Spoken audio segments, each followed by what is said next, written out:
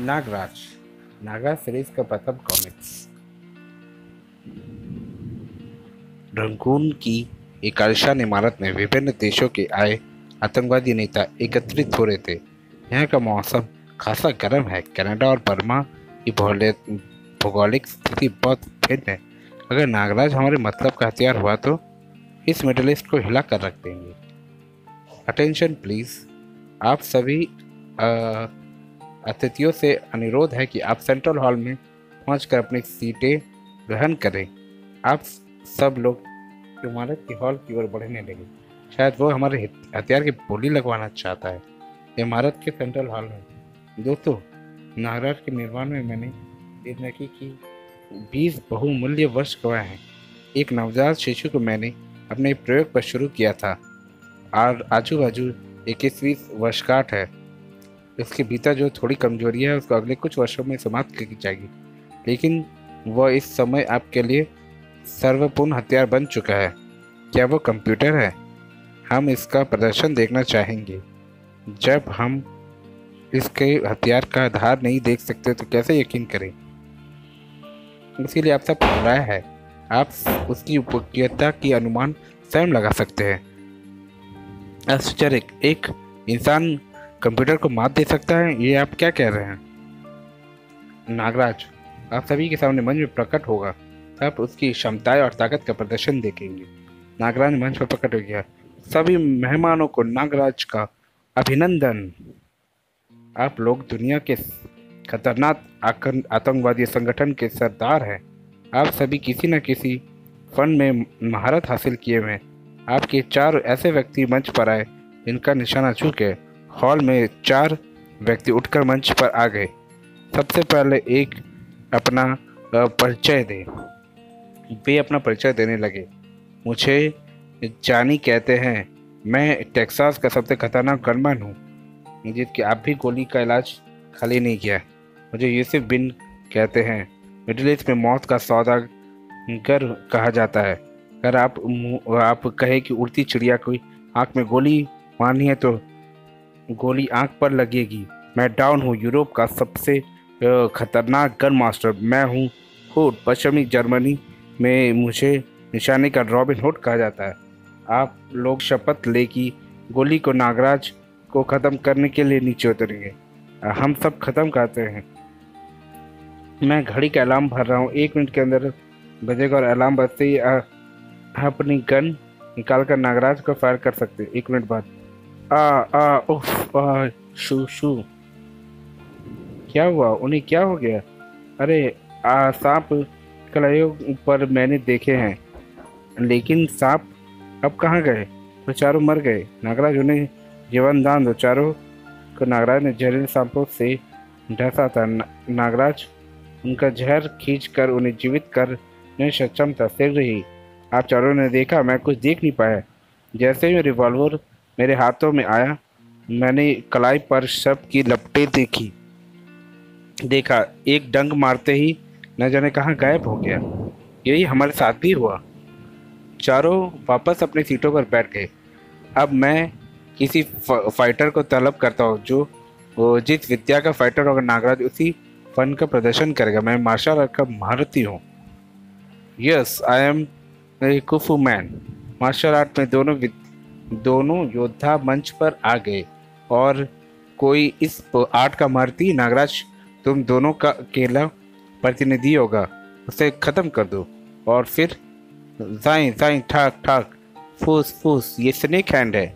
मैं इसके सामने पहले दर्ज के बालक की तरह लड़ा। शू शू। कमाल है। सांपों की रस्सी बनी और नागराज उस पर झूलता हुआ। Oh my God. क्या तुम नागराज की कोई और परीक्षा लेना चाहते हो? नहीं नहीं।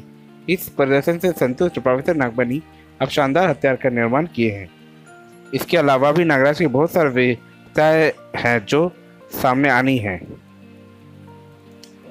किसी माहिर सर्जन की तरह चकमक बंद कर सकते हैं और बड़ी तेजी क्रिया से इस बीच का दूसरा घाव के रक्त स्राव को रोक रहता है। और हथियार दुनिया के आतंकवादी गिरोह के लिए तैयार किया गया है। आने वाले 5 सालों इसका कोर्स स्वतः पूरा हो जाएगा और 5 साल बाद नागराज दीवारों के आर पार होने में कमाल कर लेगा। किसी दूर की वस्तु कोई इच्छा शक्ति को स्पर्श किए बिना उठा लेगा। काफी लगती है ये बात मुझे। इसकी आसमान में तोड़फोड़ के लिए तुरंत जरूरत है। अब नागराज की बोली लगेगी। सबसे ऊंची बोली नागराज के भाड़े पे रेट लगाया जाएगा। बोली शुरू की जाए। $5,000, $10,000, $50,000, $1,00,000। अंतिम बोली $1,00,000। तो नागराज मैं ये मिशन की कीमत $1,00,000 निश्चित की जाए। मिस्टर बुलडॉग की बोली सबसे ऊंची है, इसलिए इन्हें नागराज का उपयोग करने का अधिकार दिया जाता है। और मिस्टर बुलडॉग मैं सम्मान में कुछ हम सब पार्टी कर देंगे। शाम की पार्टी में मिस्टर बुलडॉग बधाई हो। क्या आपने हिंदुस्तान में तोड़फोड़ के लिए कोई बहुत बड़ा ठेका लिया है, या मैं सौदे का भाई हूँ? मैं उससे 1 करोड़ का ही डाका डलवा सकता हूँ। फिर तुम्हारी विगत से जरूरत बड़ी खजाना है। अपना अपना कारोबार है। हमारी शुभकामनाएं आपके साथ रहेगी। एक अगले माह की बुकिंग करेंगे। आतंकवादी वीरों का सरदारों का सम्मेलन समाप्त हो गया और बुलडॉग नागराज को लेकर चल पड़ा। नागराज, तुम्हें कबीले वालों के मंदिर में एक प्राचीन मूर्ति चोरी करनी है। वह मूर्ति बहुत प्राचीन है। सभी कबीले वाले उसकी पूजा करते हैं और 1 करोड़ रुपये मूल्य की है। मूर्ति तो कोई भी चोरी कर सकता है।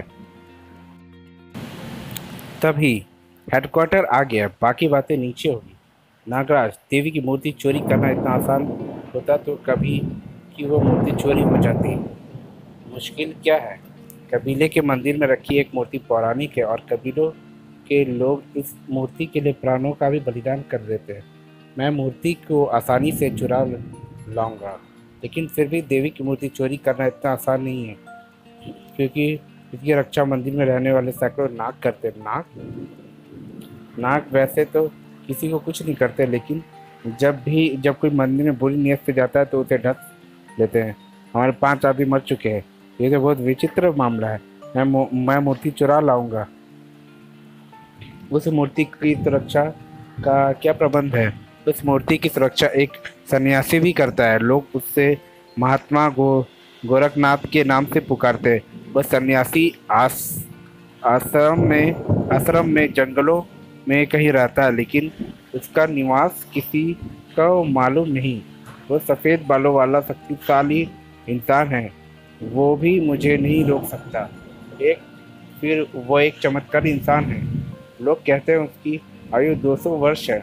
उसके कबीलों वाले उसकी बात मानते हैं। मैं उसका भी ख़त्म कर दूंगा। नागराज, मैं मिशन पर रवाना होने की पूरी तैयारी कर। क्या तुम इसके साथ ले जाना चाहोगे? मैं नहीं, बस राका मुझे जंगल की सीमा तक छोड़ देगा। मैं तुम्हें पुल के पास छोड़ दूंगा। वापसी में जीप नहीं मिल जाएगी। पुल पार करके नागराज बस्ती में पहुंचा। बस्ती में इंसानों का पहरा भी है। इसमें गुजर जाने दूं। जागते रहो। मंदिर के पास भाग में बड़ी खतरनाक पहाड़ी पर खड़ी इसकी पिछली दीवार। नागराज खुरदरी दीवार पर आसानी से चढ़ गया और फिर शीघ्र ही नागराज नगरवासी का प्रयोग करता है। अब चल लूं नीचे। मंदिर के अंदर प्रांगण में नीचे पहुंचने पर बाहर के कपाट बंद है और मैं अंदर आ गया हूँ। अब ये दरवाज़ा नागानंद, नागराज का दायां हाथ। नागानंद, तुम जाकर पता लगाओ इसे अंदर में कैसे खोला जाता है। और मैं दरवाज़ा खोल रहा हूँ। मैं साकेत ने अपना कमाल दिखा दिया। बड़ा अलौकिक प्रकाश है। तभी फुश फुश फुश। अरे नादानो, मुझ पर चढ़ गुगल ठहरो, अभी मजा चकाता हूँ। नागराज के शरीर में उस दिन नागराज के शरीर पर धंसने वाले सांप पानी बनकर पिघल जाते हैं। देखो, देख लो नागराज पर जहर उगलने का इल्जाम। बचे हुए नागराज की जहरीली फुकारों की धराशायी हो गए और फिर नागराज मूर्ति की तरफ लपका। तभी फुश फुश, यह मुकाबला जोरदार रहेगा। मेरी जहरीली फुंकार का इस पर प्रभाव नहीं हुआ। इसका मतलब ये किसी विशेष दर्जे का नाग है।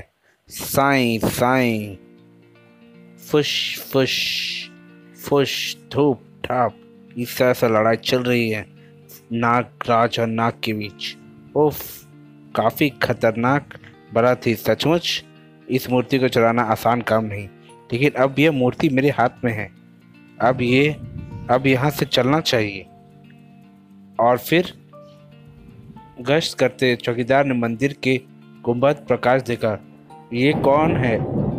मंदिर के गुंबद पर बस्ती में शंख और तुरजी बज उठे और खतरे का संकेत हुआ। टू टू टू, ओ खतरा, मुझे इस बस्ती से तुरंत निकलना चाहिए।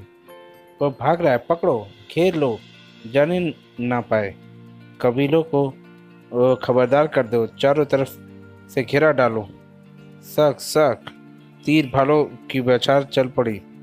जक जिप, शू शू, सांप सांप, चारों तरफ से घेरा डाला जा रहा है।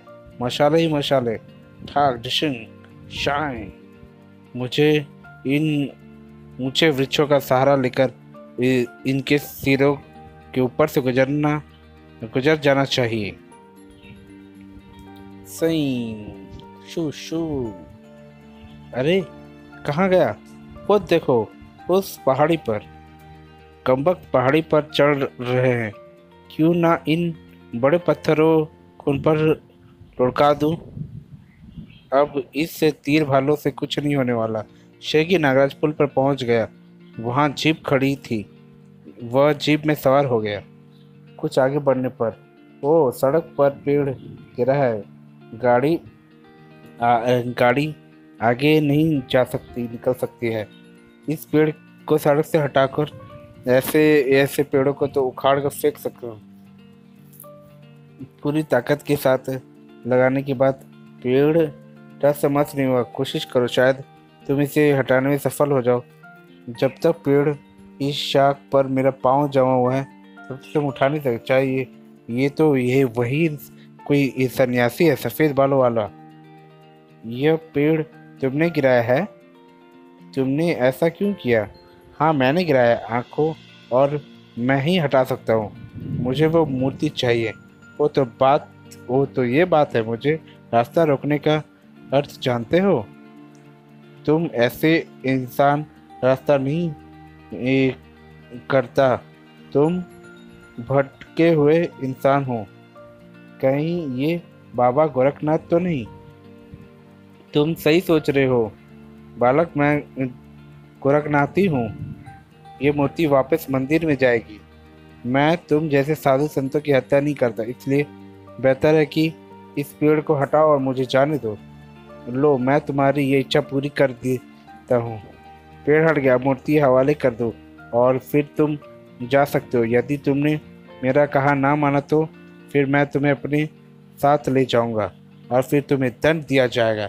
देखता हूँ तुम मुझे मूर्ति कैसे हासिल करते हो। मैं जा रहा हूँ। ओह, मेरे गले का फंदा।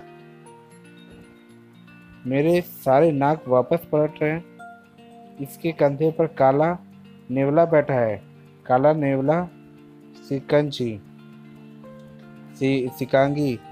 वह रस्सी तोड़कर फरार होना चाहता है। सिकंजी के नेवले का धारक बहुत बड़ा जादूगर होता है। मैं इसकी असीमित शक्ति का मुकाबला नहीं कर सकता। मुझे भाग जाना चाहिए। सिकंजी नागराज के चारों तरफ घूमने लगा। ओह, ये चारों तरफ जादुई लकीर खींच दी है।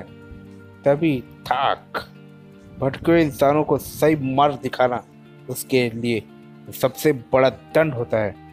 अगर यही इंसान अपनी शक्ति का प्रयोग मानवता की रक्षा के लिए करे तो लोग उसकी पूजा करेंगे।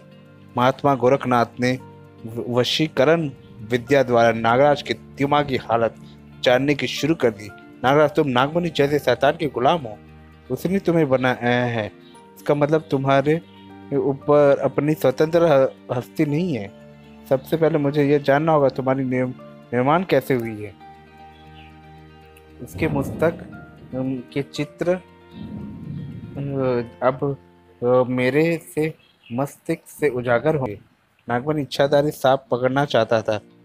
वह सांपों की विशेषज्ञ था और सांप पकड़ने के लिए जंगल में भ्रमण करता था। यह एक दिन वो जंगल पहुंचा तो ये तो किसी नाग देवता का पुराना मंदिर मालूम पड़ता है। नागमणि को किसी बच्चे के रोने की आवाज़ सुनाई तो वह मंदिर में दाखिल हुआ। अरे बच्चा, ओह कितना प्यारा बच्चा है, ऐसे पालूंगा। फिर जैसे ही नागमणि ने बच्चे को गोद में लिया, एक नाग फुकारता हुआ मार्ग में आ गया। ये इच्छाधारी नाग है, मेरी आंखें धोखा नहीं खा सकती। तभी इच्छाधारी ने इंसानी रूप ले लिया। मेरे दर्शन बहुत मुश्किल से प्राप्त होते हैं। मैं इंसान, तू जो भी है गौर में तुम्हारी बात सुन। एक लड़की मेरी पूजा करती थी और किसी ने उसके साथ अत्याचार किया और परिणाम स्वरूप हुआ। मरने से पहले उसने इस बच्चे को मेरी शरण में छोड़ दिया। तब से ये बच्चा इसी जगह है। मुझे इस बच्चे रक्षक का जरूरत थी, तो मुझे पाल पोस कर जवान करो। मैं तो इसे अपनी माँ के साथ हुए अन्याय का बदला लेने का काबिल बना सके। मुझ पर विश्वास करो, मैं वैसा ही बना दूंगा जैसा तुम चाहते हो। मैं इस बच्चे को पराक्रमी व बलवान बनाना चाहता हूँ। आज से 20 साल बाद तुम इस जगह आना। मैं तुम्हें मात्र अवस्था में मिलूंगा। तुम मेरे कंठ से विष की थैली निकाल लेना और मेरे शरीर का भस्म बनाकर इस बच्चे को खिला देना, जिससे एक दिन मेरे जैसी योग्यता स्वस्थ पैदा हो जाएगी। फिर वो सांप रूप में परिवर्तित हो गया। परंतु याद रहे, मेरे भस्म बनाकर खिलाने के बाद इस बच्चे को 1000 जहरीले सांप से ढसवाना होगा। हल्के जहर से तुम इस पर प्रयोग करोगे और सबसे अंत में तुम मेरे कंठ से निकली जहर की थैली से इसके शरीर में मालिश करोगे। थोड़ा सा जहर इसकी जिह्वा से स्पर्श कराओगे और तब ये नागराज बन जाएगा। सांपों की कोई भी नस्ल इसके पराजित न कर पाएगी। ठीक है, मैं ऐसा ही करूँगा। और नागमणि ने उस बच्चे को पर प्रयोग शुरू कर दिया। स्नेक मैन में ये मेरे जीवन का सबसे बड़ा आविष्कार होगा। जिस तरह राजा विष कन्या बनाते थे, मैं विष नर बनाऊंगा, जिससे 1000 सांप गुलाम होंगे। नागमणि ने उस पर अपना जहरीले सांपों का प्रयोग आरंभ कर दिया, जिससे गजब की क्षमता पैदा होती जाती। धीरे धीरे इसकी क्षमता बढ़ती जाएगी। नागमणि के घर में नागराज बड़ा हुआ। अब वो वक्त आ गया है जब इच्छाधारी का भस्म इसे खिलाया जाए। ओह अद्भुतपूर्ण! इसके जिस्म की रंगत बदलने लगी। कुछ दिन बाद ये एक खौफनाक नाग की तरह नजर आ रहा है, जिसका चेहरा इंसानों जैसा है। मैं सफल हो गया। नागराज पर अब मेरा अंतिम प्रयोग बाकी है। नागराज के जिस्म पर इच्छाधारी सांप के जहर की मालिश की गई, लेकिन मुझे रखना होगा। अब कुछ वर्ष बाद इस में इच्छाधारी सांप में के सब गुण आ जाएंगे। नागमणि ने नागराज के मस्तिष्क पर ऑपरेशन करके उसमें कैप्सूल फिक्स कर दिया है।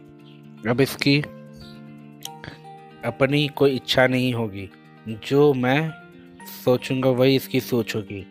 नागराज तुम मेरे गुलाम हो। तुम एक ऐसी मशीन है जो मेरे लिए काम आएगी। हाँ आका, मैं आपका गुलाम हूँ।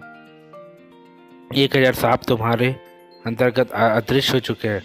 जब तुम उन्हें जगोगे तो तुम्हारे हाथों से जिंदा होकर बाहर निकल जाएंगे और एक दिन तुम स्वतः अदृश्य होने की शक्ति प्राप्त होगी। तब तुम इच्छाधारी सांप के संपूर्ण योग्य प्राप्त हो जाएंगे। गोरखनाथ ने नागराज की उत्पत्ति की पूरी कहानी जान ली। नागमणि इसे अपने स्वार्थ के लिए प्रयोग कर रहा है, इसके मस्तिष्क का कैप्सूल निकाल देना चाहिए। गोरखनाथ ने योग विद्याओं से नागराज के मस्तिष्क का कैप्सूल निकाल दिया और पिरोकर कैप्सूल नष्ट कर दिया। अब नागराज को होश आया।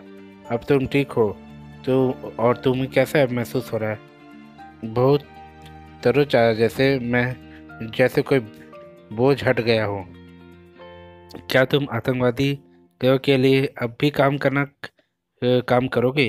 क्या तुम अभी नागमणि के गुलाम हो? मैं किसी का गुलाम नहीं हूँ। वो सारे दृश्य मुझे याद आ रहे हैं। मुझे कितने भयंकर अपराध करवाए जाने वाले थे, लेकिन असली जंग अब से शुरू होगी। मैं दुनिया के आतंकवादी गिरोह का सफाई करूंगा। मैं इन गिरोह के सरदारों को पहचानता हूँ। लोग अब अधिक दिनों तक छिपने नहीं। इसे सजा मिल जाएगी। यह सही रास्ते पर आ जाएगा। इसकी चमत्कारी सिकंजी नेवले ने मुझे घेर लिया था। अरे देवता, तृतीय नेवला इसके पास ना होता तो मैं काबू नहीं आता। काला नेवला सिकंजी नस्ल का होता है, जिसके दर्शन दुर्लभ होते हैं। यह नेवला वशीकरण शक्ति का स्वामी माना जाता है।